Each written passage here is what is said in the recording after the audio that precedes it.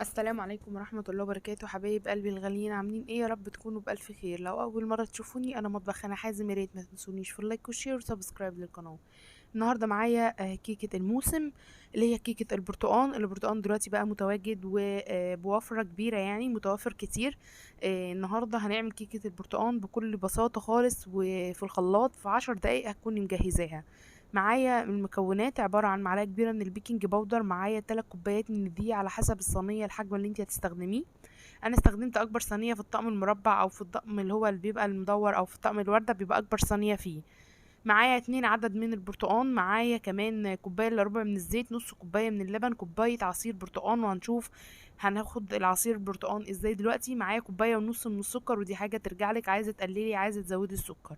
معايا عدد 2 من البرتقان، وطبعا احنا عارفين ان اي كيك دلوقتي بقى معتمد باللبن المغلي عشان يطلع معاكي طعمه وقوامه زي بتاع بره بالظبط. فانا نص كوباية لبن بس النهارده اللي انا مستخدماها، عشان انا مستخدمة عصير برتقان سائل، فمعايا مادة سائلة تانية غير اللبن. بشرت كده البرتقان اللي بس مش عايزة اوصل للابيض، لان الابيض ده بيبقى ممرر جدا، فانا هاخد بس الاصفر اللي بره. دي كمية البرتقانتين اللي انا استخدمتهم كبشر يعني. هحط في الخلاط 3 بيضات، عليهم نص كيس فانيليا خام، او كيس صغير لو كيس صغير عندك، بس اللي عندي دي مستورده خام فبستخدم منها حبات صغيرين. معايا كوبايه ونص من السكر، كوبايه الا ربع من الزيت، ويكون زيت نباتي او زيت عباد شمس، يعني زيت ملوش ريحه، ويكون ريحته او طعمه كويس. معايا كمان بشرة 2 من البرتقان. النهاردة الكيكة بتاعتي كلها عبارة عن برتقان، بشرة برتقان وعصير البرتقان، مدين تيست عالي قوي لكيكة البرتقان بتاعتي. دي كيكة الموسم، لان بصراحة البرتقان حلو قوي للمناعة، وكمان مقوي للذاكرة، وكمان مقاوم للبرد، وهو ده الموسم بتاعه اليومين دول يعني. معايا 2 عدد من البرتقان، ومعايا عصارة برتقان يدوية عادية خالص. لو مش حابة او ما عندكيش العصارة اليدوية دي، تقدري ان انتي تقشري البرتقان، يعني تاخدي القشر بتاعه اللي بره وتقشريه هو بقى، وتسيبيها كده من جوه بحالها. تقطعيها في الخلاط وتعصريها بربع كوبايه صغيره من الميه، وبعدين تصفيها من اي تفل او من اي شوائب فيها، وتاخدي عصير البرتقان بتاعها. لو عندك العصارة اليدوية دي فهي حلوة جدا ومنقذة، وكمان بتصفي لي البرتقان، يعني في النهاية اللي بيبقى طالع لي بيبقى برتقان فقط.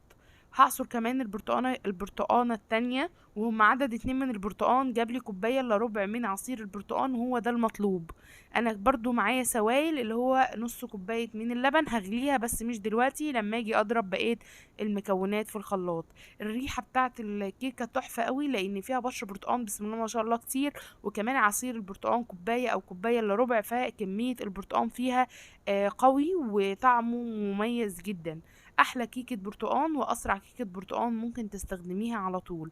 هصب بقى كده اللي في الشفشق، هحطه كده في قلب الكوباية، فطلع معايا كوباية الا ربع من عصير البرتقان اهو. احط بقى كده في قلب الخلاط عصير البرتقال بتاعي، وهروح على طول اغلي نص كوبايه اللبن اللي عندي. خلاص كيكه مطبخي بقت معتمده على الكيك المغلي، او اللبن المغلي اللي بحطه في قلب الكيك، ايا كان بعمل الكيك نوعه ايه. يعني ثبته خلاص كده في قواعد الكيك، ان الكيك اللي باللبن المغلي بيبقى تحفه قوي، وبيبقى طعمه وبيقعد فترة أطول كمان، عن ما بينشفش بره، يعني لو قعد فترة ما بينشفش بسبب اللبن المغلي. معايا معلقة كبيرة من البيكنج باودر، رشة بسيطة من الملح، ودي احنا عارفينها في الحلويات بنحط رشة ملح، وفي الحوادق بنحط رشة سكر. فالملح والسكر عامل يعني أساسي عندي في أي وصفة أنا بعملها. صبيت بقى، شايفين اللون عامل ازاي؟ ببشر البرتقال مع عصير البرتقال والبيض، مدين لون ولا أروع. ان شاء الله موسم البرتقال احنا موجودين فيه، هنقدر نعمل منه مهلبية البرتقال، هنقدر نعمل جيلي البرتقال، هنقدر نعمل بسكوت البرتقال، عصير برتقال، وندخله مكونات كتير.